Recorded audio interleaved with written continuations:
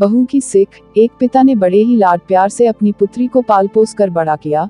सर्वगुण संपन्न होने पर तय समय पर पिता ने अपनी पुत्री का विवाह कर उसको विदा किया। विदाई के वक्त जब पुत्री ने पिता का आशीर्वाद लिया तो पुत्री को गले लगाते हुए पिता ने कहा, बेटा, हमारी रीत ससुराल में नहीं चलेगी। वहाँ के तौर तरीके अलग होंगे, इसलिए ससुराल में जाकर बड़े बूढ़ों के पास बैठकर उनसे सीख लेना। बेटी जब बहू बनकर ससुराल पहुंची तो उसने देखा उसके पति के अलावा घर में उसकी सासू माँ और एक दादी सास थी। बहू जब घर में कुछ दिन रही तो उसने देखा कि घर में दादी सास का बहुत अपमान और तिरस्कार हो रहा है। अपमान की हद तो तब हो जाती जब उसकी सास उसकी दादी सास को ठोकर मार देती, गाली देती और खाने के लिए भी कुछ न देती।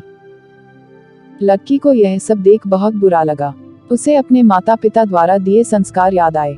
उसे अपनी दादी सास पर बहुत दया आई।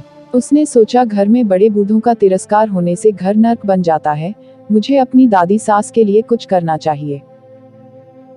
उसने सोचा, अगर वह अपनी सास को समझाने का प्रयास करेगी तो उसकी सास उसके साथ भी इसी तरह का बर्ताव करने लगेगी। उसने खुद अपनी दादी सास की सेवा करने का सोचा। अब वह रोज घर का काम खत्म करके अपनी दादी सास के पास बैठ जाती और उनके पैर दबाती। कुछ दिनों बाद ही सास को बहू का इस तरह दादी सास के पास बैठना और उनकी सेवा करना अच्छा नहीं लगने लगा। एक दिन सास ने बहू को बुलाया और कहा, बहू, तुम घर का सारा काम छोड़कर हमेशा दादी सास के पास क्यों बैठी रहती हो? बहू को पता था कि एक न एक दिन उसकी सास उससे यह सवाल जरूर पूछेगी। बहू ने कहा, माँ जी, मैंने घर का सारा काम खत्म कर लिया है, अगर फिर भी कुछ बाकी रह गया है तो काम बताए। सास बोली, काम तो कुछ नहीं है, लेकिन दिन भर दादी सास के पास बैठना ठीक बात नहीं। बहू ने सास की बात को बड़े ध्यान से सुना और कहा, माँ जी, मेरे पिताजी ने हमेशा मुझे यही सिखाया है कि जवान लड़के लड़कियों के बीच कभी नहीं बैठना। अगर जीवन में कुछ सीखना है तो घर के बड़े बुजुर्गों के पास बैठना। हमारे घर में सबसे बुजुर्ग दादी सास ही है, इसलिए मैं उनके पास बैठती हूँ।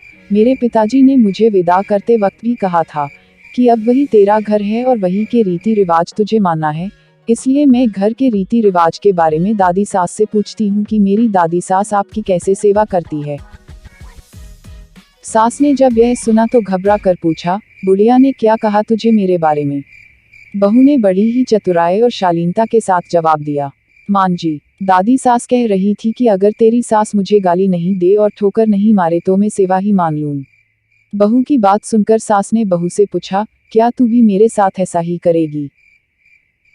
बहू सास के इसी प्रश्न के इंतजार में थी। बहू ने कहा, माँ जी, मुझे पिताजी ने बड़ों से घर के रीति रिवाज सीखने को कहा था।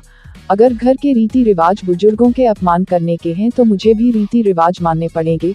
बहू का जवाब सुनकर सासू माँ को अपने भविष्य की चिंता सताने लगी। उसने सोचा, जैसा व्यवहार मैं अपनी सास के साथ करूंगी, मेरी बहू भी वही सीखेगी और फिर वह भी मेरे साथ वैसा ही व्यवहार करने लग जाएगी। सास अब दिन भर इसी बात के विचार में रहती। अगले ही दिन बहू ने घर के एक कोने में ठीकरी, खाना खाने का एक मिट्टी का बर्तन इकट्ठा करना शुरू कर दिया।